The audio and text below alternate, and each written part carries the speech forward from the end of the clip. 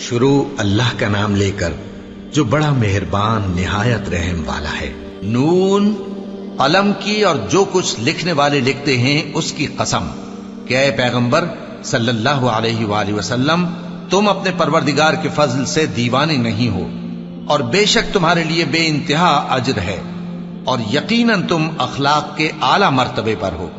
سو ان قریب تم بھی دیکھ لو گے اور یہ کافر بھی دیکھ لیں گے کہ تم میں سے کون دیوانہ ہے۔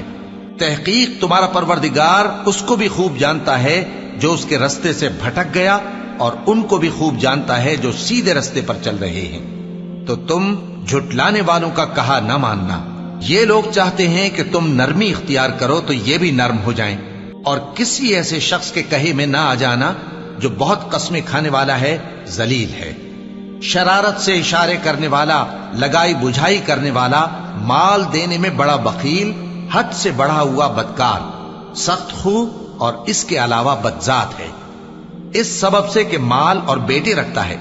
جب اس کو ہماری آیتیں پڑھ کر سنائی جاتی ہیں تو کہتا ہے کہ یہ اگلے لوگوں کے افسانے ہیں، ہم ان قریب اس کی اونچی ناک پر داغ لگائیں گے۔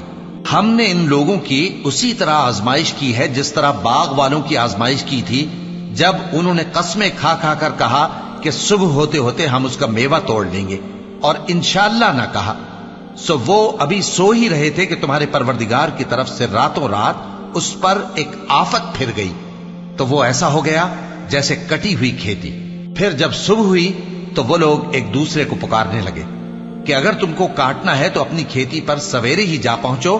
سو وہ چل پڑے اور آپس میں چپ کے کہتے جاتے تھے کہ آج وہاں تمہارے پاس کوئی فقیر نہ آنے پائے، اور کوشش کے ساتھ سویرے ہی جا پہنچے، گویا پیداوار پر قادر ہیں۔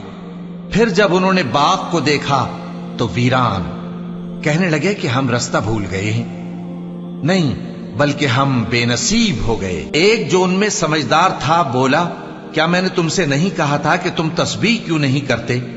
دوسرے کہنے لگے کہ ہمارا پروردگار پاک ہے، بے شک ہم ہی قصوروار تھے۔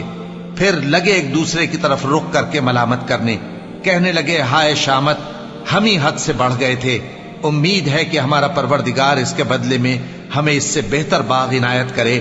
ہم اپنے پروردگار کی طرف رجوع کرتے ہیں، دیکھو عذاب یوں ہوتا ہے، اور آخرت کا عذاب سب سے بڑھ کر ہوگا، کاش یہ لوگ جانتے ہوتے۔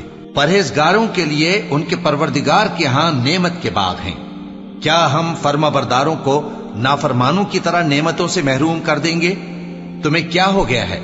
کیسی تجویزیں کرتے ہو؟ کیا تمہارے پاس کوئی کتاب ہے جس میں یہ بات پڑھتے ہو کہ جو چیز تم پسند کرو گے وہ تم کو ضرور ملے گی؟ یا تم نے ہم سے قسمیں لے رکھی ہیں جو قیامت کے دن تک چلی جائیں گی کہ جو کچھ تم طے کر لو گے وہ تمہارا ہوگا؟ ان سے پوچھو کہ ان میں سے کون اس کا ذمہ لیتا ہے؟ کیا اس قول میں ان کے کچھ شریک ہیں؟ اگر یہ سچے ہیں تو اپنے شریکوں کو لے آئیں۔ جس دن پنڈلی سے کپڑا اٹھا دیا جائے گا اور کفار سجدے کے لیے بلائے جائیں گے، پھر وہ سجدہ نہ کر سکیں گے، ان کی آنکھیں جھکی ہوئی ہوں گی اور ان پر ذلت چھا رہی ہوگی، حالانکہ پہلے اس وقت سجدے کے لیے بلائے جاتے تھے جبکہ وہ صحیح و سالم تھے۔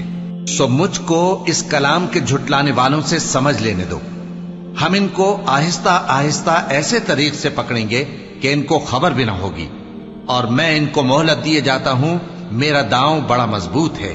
اے نبی، کیا تم ان سے کچھ معاوضہ مانگتے ہو کہ ان پر تاوان کا بوجھ پڑ رہا ہے، یا ان کے پاس غیب کی خبر ہے کہ اسے لکھتے جاتے ہیں؟